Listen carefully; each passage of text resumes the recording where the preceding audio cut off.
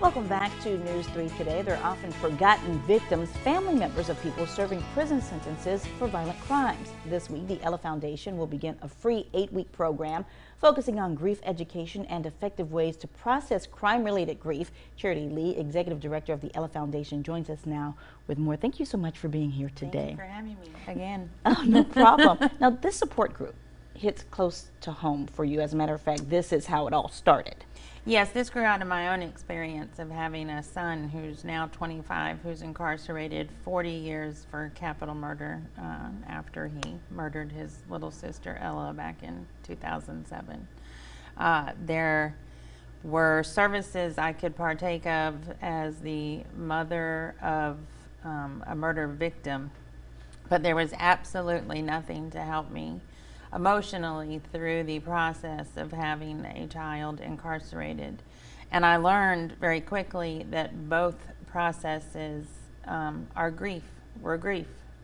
I lost both of my children and I was grieving both of my children. So that's what this program grew out of. How important is that support? I think it's very important. I think we have a really easy time as a society acknowledging that people need support through grief. But for some reason in our attitude towards criminals and by extension their families, it's like once somebody in your family's committed a crime, that person nor the family are human anymore. Mm-hmm. They're ostracized, they're stigmatized. So I think it's important, just like it would be for anybody who's experiencing any other loss. It's hard to believe that this is the only program of its kind here in this area. It's pretty much, I think, the only program in the nation that we've been able to find. We did our due diligence. We didn't want to reinvent the wheel, but it's pretty amazing considering that the number of people in America, we're the highest rate of incarceration in the world, and all of those people in prison have families. I think I read a statistic that 64% of people in America have a family member who has been incarcerated. And then in African American families, at 50% of African American families have somebody who's incarcerated. So it's a big population with little or few resources. So you've teamed up with Full Circle Grief and Loss Center. Yep, through Hospice. Through Hospice. Tell us what you're doing.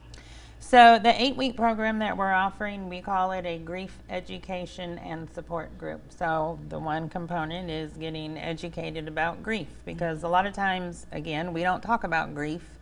And so it's good to have an idea of what grief actually is composed of.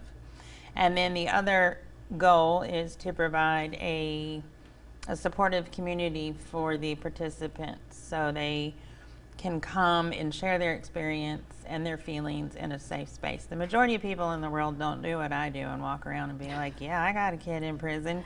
Yeah. You know, it's the people that it happens to have embraced the stigma themselves that others put on them. And so this is a place where they can come and have a community, because there is definitely a community out there.